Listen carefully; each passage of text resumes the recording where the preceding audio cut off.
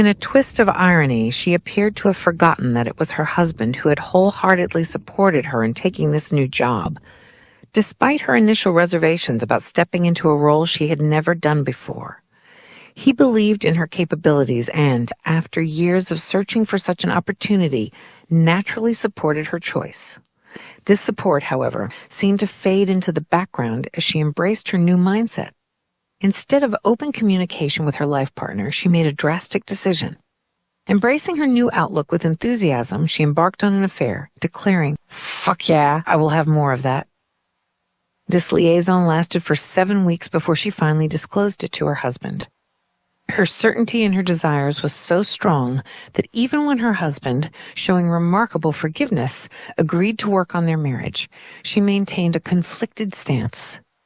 On the surface, she appeared committed to reconciliation, even discussing the possibility of renewing their vows for their upcoming 25th wedding anniversary.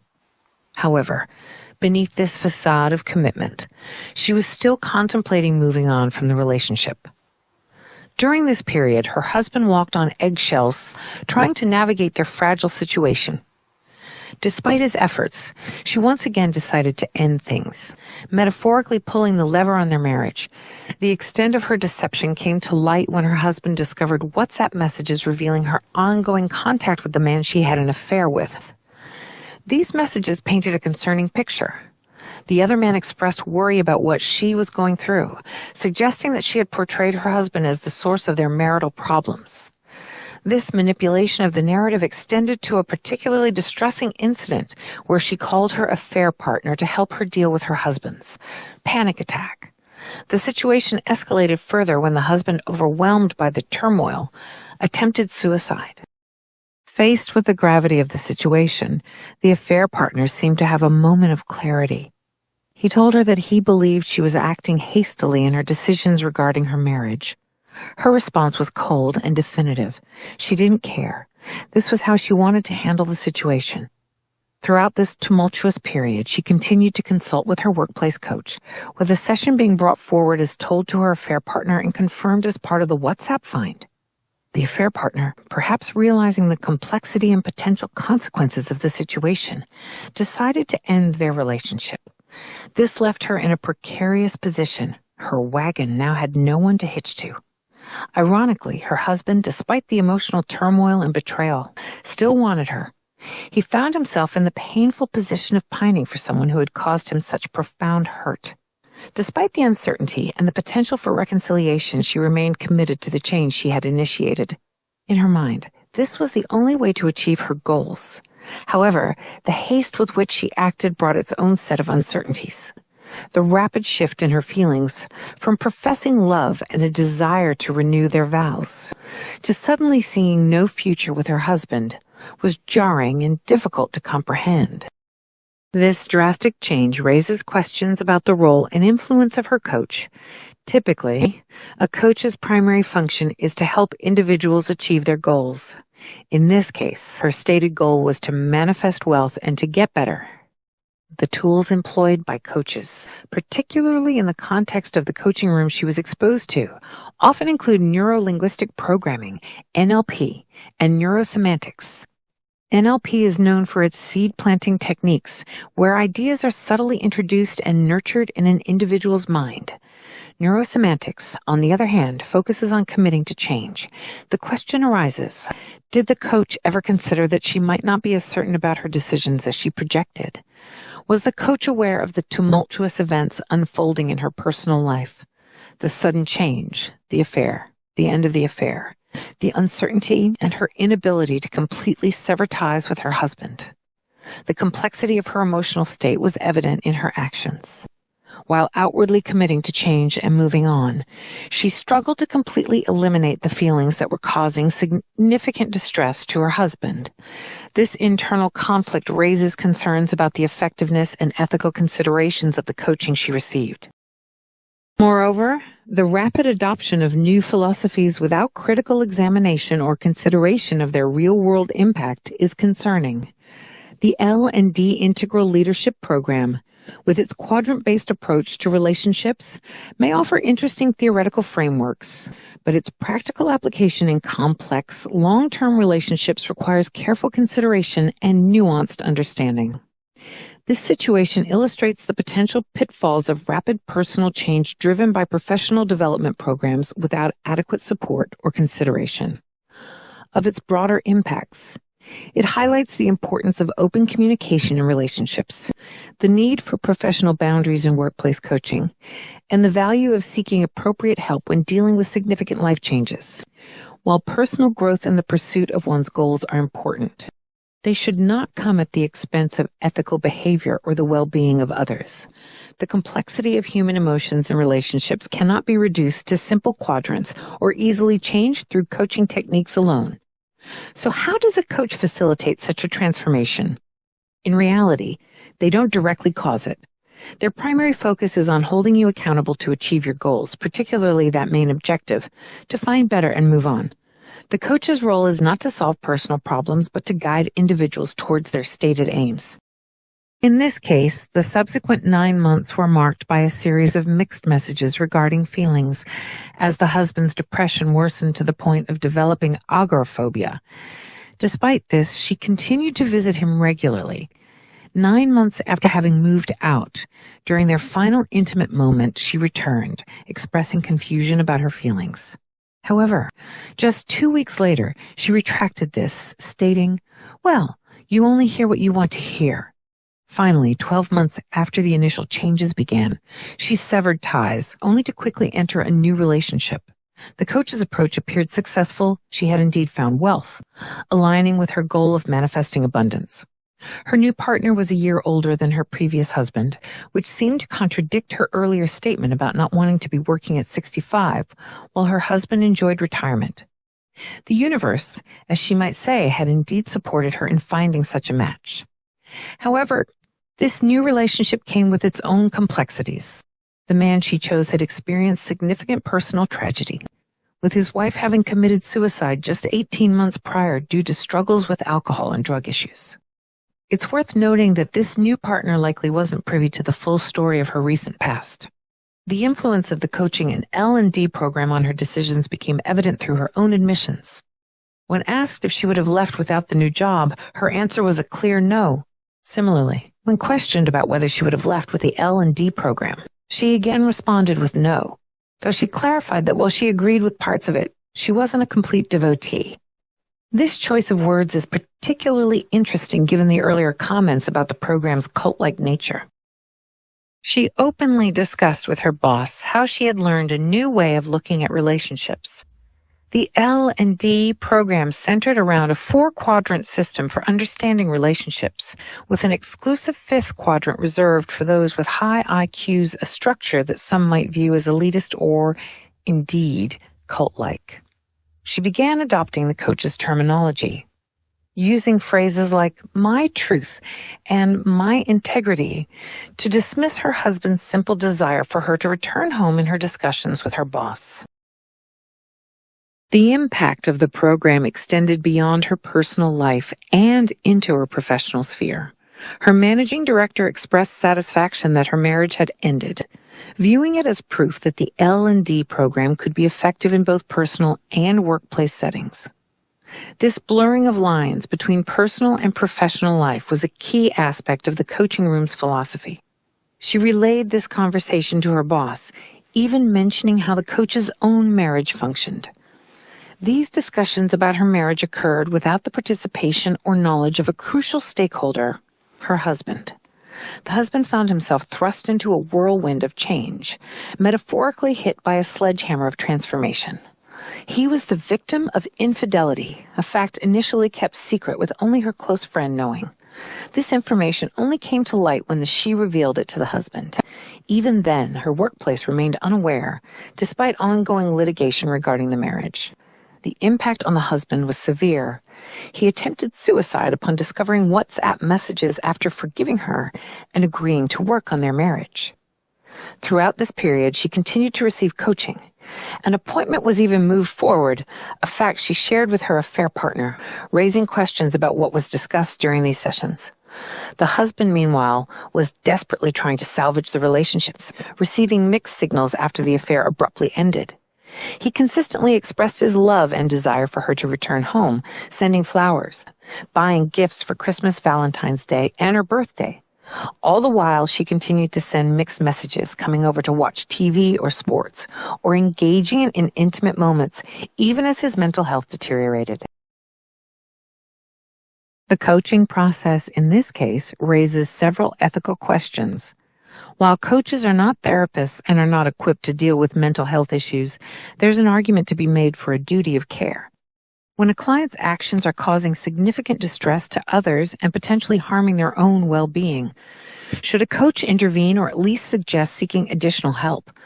The L&D program's approach to relationships, with its quadrant system and emphasis on personal truth and integrity, may provide interesting theoretical frameworks. However, its application in real-world, long-term relationships requires careful consideration. The program's influence seemed to encourage a black-and-white view of relationships, where dissatisfaction or the desire for change justified ending a long-term commitment without exploring other options or considering the impact on all parties involved. The workplace's role in this situation is also worth examining. The lines between personal and professional life became blurred, with her boss and MD becoming privy to details of her marital issues. While workplace support can be valuable, there's a risk of creating an echo chamber that reinforces potentially harmful decisions. The MD's pleasure at the marriage's failure as proof of the L&D program's effectiveness is particularly concerning, as it prioritizes the program's success over the well-being of the individuals involved. The speed at which she embraced these changes and made life-altering decisions is noteworthy. Long-term relationships are complex, built on years of shared experiences, mutual understanding, and compromise. The rapid shift from considering vow renewals to ending the marriage suggests a possibly superficial application of the program's principles without fully processing the emotional implications. The husband's mental health decline throughout this process highlights the potential for collateral damage when one partner undergoes rapid personal change without considering the impact on their spouse. His development of agoraphobia and suicide attempt are extreme manifestations of the emotional toll this situation took. The affair, while a personal choice, adds another layer of complexity to the situation. The decision to engage in infidelity rather than openly discussing her changing feelings with her husband suggests a breakdown in communication that the coaching process did not address. The subsequent mixed messages sent to the husband after the affair ended indicate a lack of clarity about her own feelings and desires, something a skilled coach might have helped her navigate more effectively. The use of NLP and neurosemantics techniques in coaching can be powerful tools for personal change. However, they require careful application, especially when dealing with long-term relationships. The seed planting aspect of NLP, where ideas are subtly introduced and nurtured, could potentially lead to decisions that aren't fully aligned with an individual's true desires or values if not balanced with critical thinking and self-reflection. The coach's apparent failure to encourage her to seek additional help or to consider the full implications of her actions represents a missed opportunity. While coaches are not expected to solve personal problems, they can play a crucial role in guiding clients towards appropriate resources when issues arise that are beyond the scope of coaching. The situation also highlights the importance of getting a full picture before making judgments or offering advice. Her workplace colleagues, including her boss and MD, were likely only hearing her side of the story. This one-sided narrative could have reinforced her decisions without providing a balanced perspective. The revision of her core values, including her views on stay-at-home parenting and appropriate role models, demonstrates the profound impact the L&D program had on her worldview. While personal growth often involves challenging and changing long-held beliefs, the speed and extent of these changes raise questions about their sustainability and authenticity. Her focus on finding justifications for ending her marriage, such as fixating on small issues like holiday preferences or eating habits, suggests a desire to rationalize her decisions.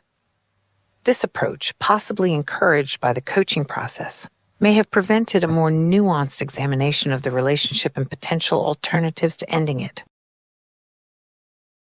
The disconnect between her intellectual decisions and emotional reality is a crucial aspect of this situation. While she could articulate new goals and perspectives in her coaching sessions, she struggled to fully align her feelings with these new ideas. This internal conflict likely contributed to her inconsistent behavior and the mixed messages sent to her husband. This situation illustrates the potential pitfalls of rapid personal change driven by professional development programs without adequate support or consideration of its broader impacts. It highlights the importance of open communication in relationships, the need for professional boundaries in workplace coaching, and the value of seeking appropriate help when dealing with significant life changes. While personal growth and the pursuit of one's goals are important, they should not come at the expense of ethical behavior or the well-being of others. The complexity of human emotions and relationships cannot be reduced to simple quadrants or easily changed through coaching techniques alone. A more holistic approach, considering the long-term implications of decisions and the impact on all involved parties, would have been more appropriate in this situation.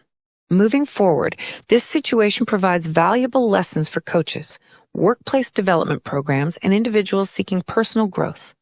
It underscores the need for ethical considerations in coaching, the importance of maintaining professional boundaries, and the value of encouraging clients to seek appropriate help when dealing with complex personal issues.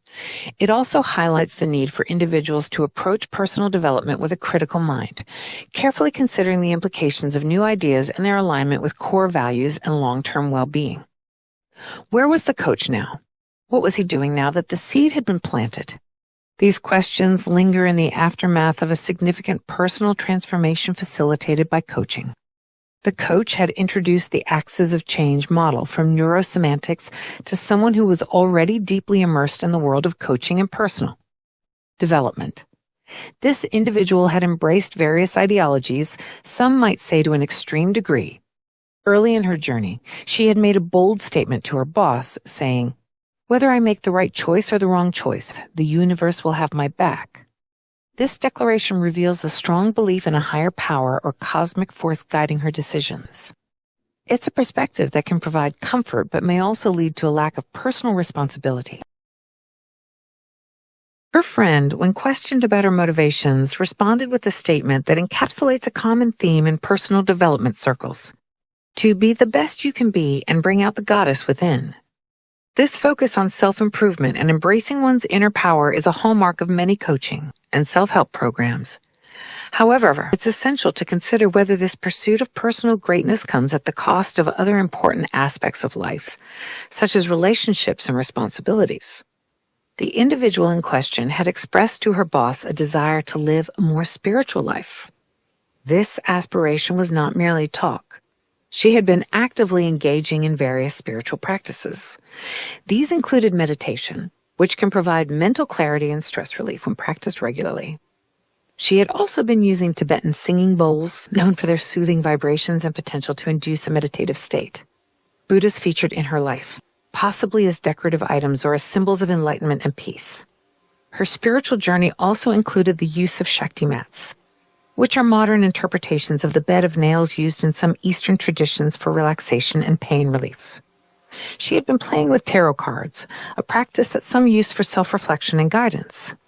Additionally, she had been manifesting with her real estate endeavors, claiming it was just for fun. This mix of Eastern and Western spiritual practices, along with New Age concepts like manifestation, paints a picture of someone actively seeking spiritual growth and meaning. However, the situation becomes more complex when we consider the aftermath of a significant breakup. When told that this separation had been a long time coming, the husband seemed surprised. This reaction suggests a disconnect between her perception of the relationship and the reality of the situation. Adding another layer to this scenario, a search of an old hard drive revealed a substantial amount of material on manifesting wealth and using tapping techniques for financial abundance. This discovery raises questions about the true nature of her spiritual pursuits. Was the desire for a more spiritual life genuinely about inner growth, Or was it intertwined with material aspirations? The timing of these changes is noteworthy. There's no doubt that her new job played a significant role in precipitating these shifts. She admitted as much herself. This acknowledgement highlights the profound impact that professional changes can have on personal life and beliefs. The transformation in her perspective is stark when we consider her words from just 12 months prior to leaving. At that time, she had described her partner as her rock in life. This term suggests a deep sense of stability and support derived from the relationship.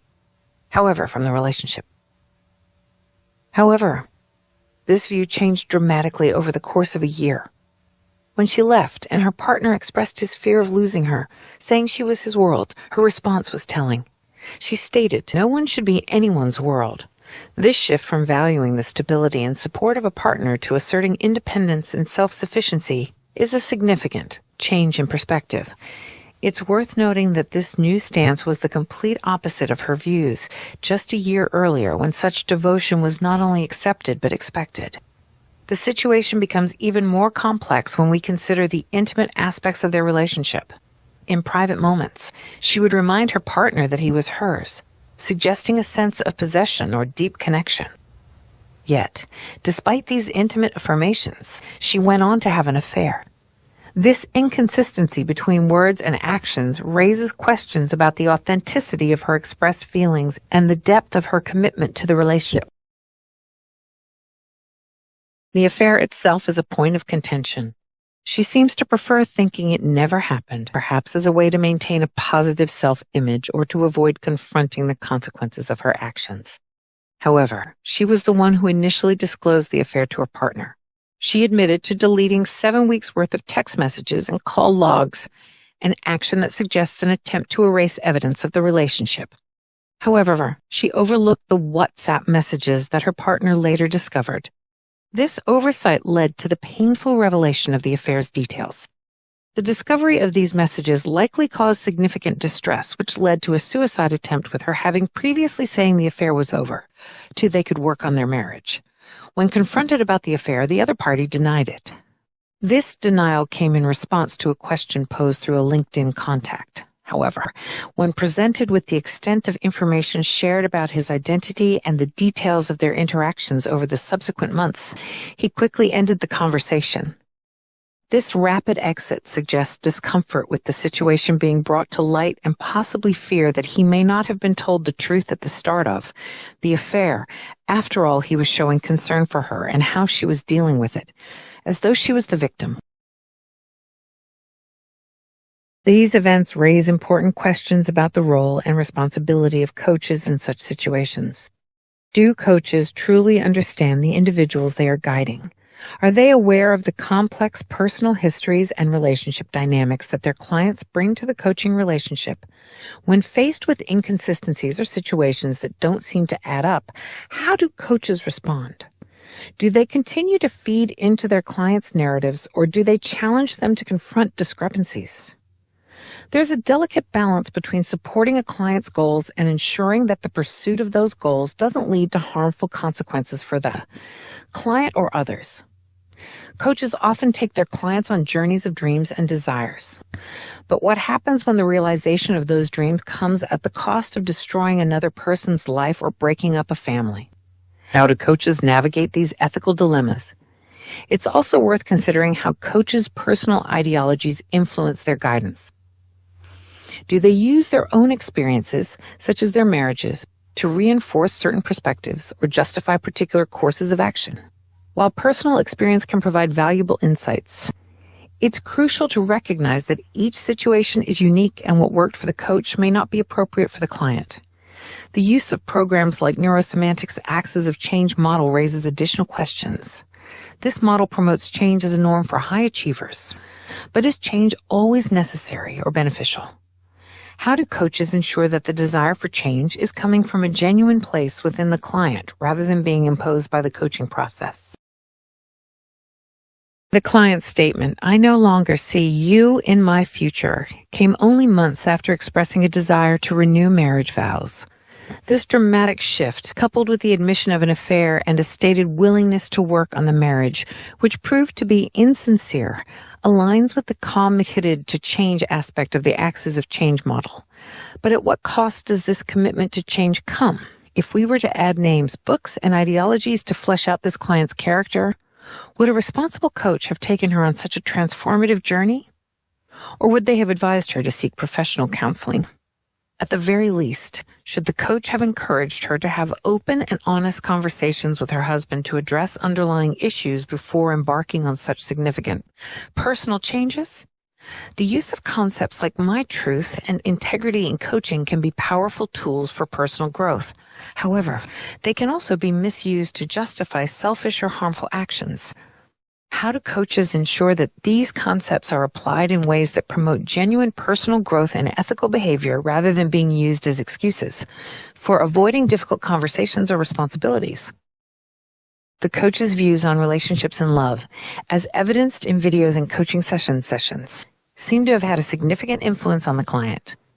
But how appropriate is it for a coach to impose their personal views on such deeply personal matters?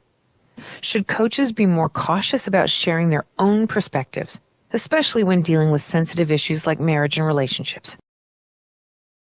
Interestingly, the client described the coach as arrogant and someone who thinks he is always right. She contrasted this with her previous coach, Max. Yet, both coaches operate from similar ideological viewpoints. This observation raises questions about the client's ability to critically evaluate the coaching she receives and the potential for cognitive dissonance in her perceptions of different coaches. This situation highlights the complex ethical landscape that coaches must navigate. It underscores the importance of maintaining professional boundaries, being aware of the potential impact of coaching on clients' personal lives, and recognizing when issues arise that are beyond the scope of coaching. Coaches need to be mindful of the power dynamics inherent in the coaching relationship and the potential for their words and actions to have far-reaching consequences. They should strive to empower their clients to make informed, ethical decisions that consider the well-being of all parties involved. Furthermore, this case emphasizes the need for coaches to continually reflect on their own biases and ideologies. They should be willing to challenge their own assumptions and encourage their clients to do the same. A good coach should foster critical thinking and self-awareness, not just push for change's sake. Coaches should be prepared to recognize when a client's needs exceed their professional capabilities and be ready to refer clients to appropriate mental health professionals when necessary. The journey of personal growth and self-discovery is complex and often challenging. While coaches can play a valuable role in guiding individuals through this process, they must do so with a deep sense of responsibility, ethical awareness, and respect for the complexities of human relationships and emotions. This is only a small part of the 9 months of mixed messages and actions to outline just how uncertain and rapid the change was. How much impact that had on the relationship and family, to the point where hate is the only emotion left to deal with the disaster that occurred. More of the story to come at a later stage.